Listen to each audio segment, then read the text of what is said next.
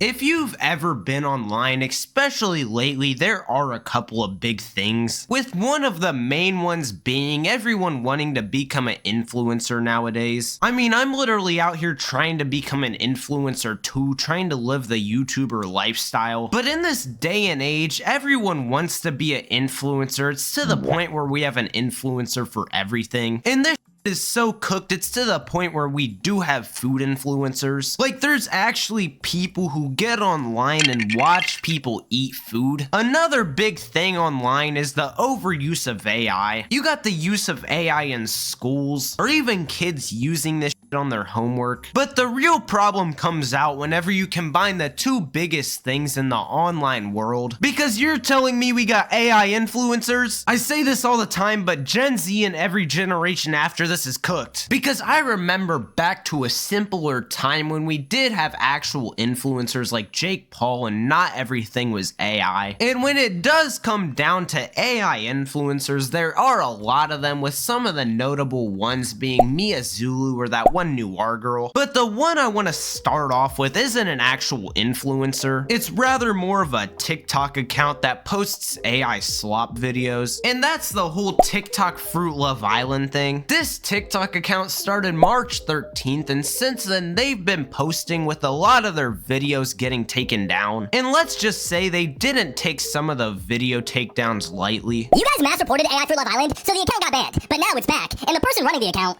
is not happy. AI could never replicate this crash out. Quote, I'm so glad y'all got what you wanted. Really saving the world 3 gallons of water at a time. I hope y'all genuinely get a real job. Yeah, the owner of this account has recently been crashing out, and it's to the point where you do have people unfollowing him. But with this trend, it's making AI slop more notable in the online space, and it's to the point where everyone's making these pages as a get-rich-quick scheme. And it's to the point where you have the country of Iran making AI videos. You talk real big for a man with tiny hands. Tiny hands, tiny things, tiny everything. Yo, why the hell are you guys making AI videos? You guys are in the middle of a war. But with the Fruit Love Island, this wave will definitely be over soon, because as of recording this, TikTok has taken down over 51,000 AI videos. Big W for TikTok, I'm not gonna lie. But on Instagram, I can't say the same because they have a lot of AI models on there. And one of the notable ones on there is Alice So White. By looking at her page, it's nothing too different from an actual model. And on some of her posts, you can't really tell that it is AI. But there was one post that I kind of did find funny.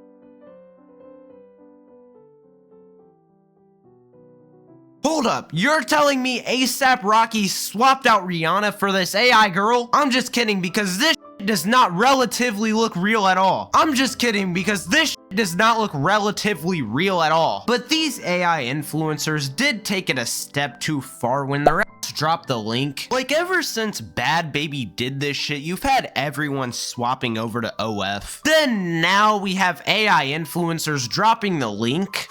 I give this a year or two before we have AIs that want a goon for you. Because a couple of years ago, we went from having basic AI to now having AI that does everything for you. I've talked about this brand a couple of times, but I feel that it is a good example. And that brand being Duolingo. Like, they went from having a crazy amount of employees to firing almost all of them for the simple fact that they wanted to go AI first. And I feel that that will most likely happen to a lot of models in the future, because if we got this now, imagine what it'll be like in the next 10 years. And like I said earlier, there is this other girl called Nia Noir. Originally, I was gonna use her as a TikToker, but I'm pretty sure TikTok got banned. Shout out to TikTok. Like, their ass is out here doing LeBron numbers when it comes to removing AI off their platform. Then you got Instagram over there keeping every AI platform on there. And with a lot of these videos, you can't even really tell that they're AI.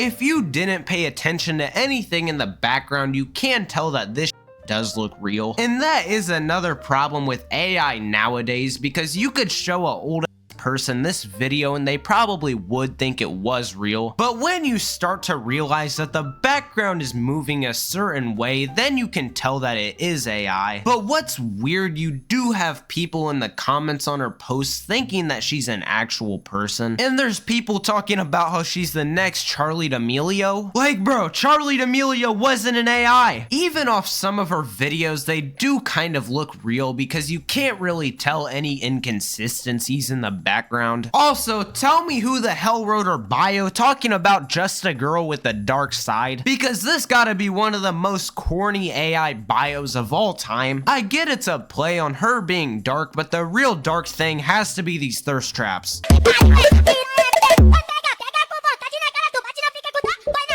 And then you always end up with some thirsty man in the comments talking about so beautiful, dear. Like, bro, she's an AI. She is not gonna talk to you. Go out and start a family rather than commenting on an AI post. And you also don't know what age this AI can be because it could be 17. And I know I sound dumb saying this, but a lot of people are probably into younger girls who are commenting on this because this sexual content is directed more towards kids. This one isn't an account, it's rather more of a trend, but it's the over-sexualization of medical conditions.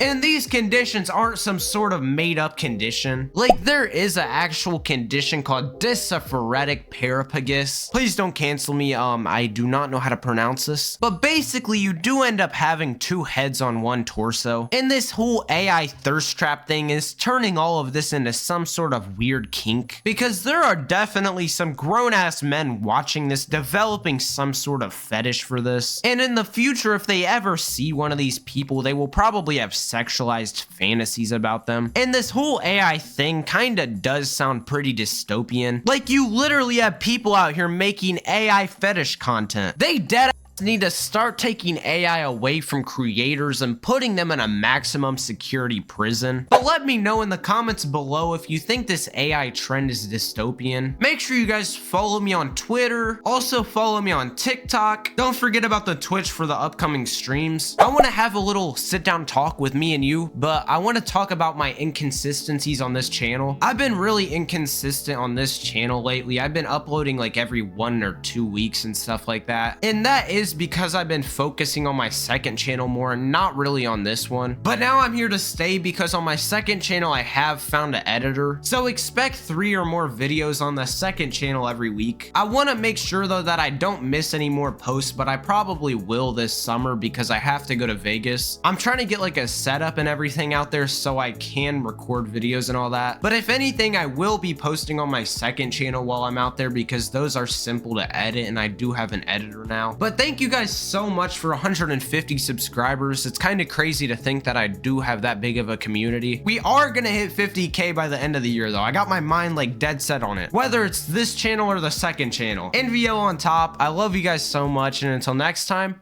I'm out.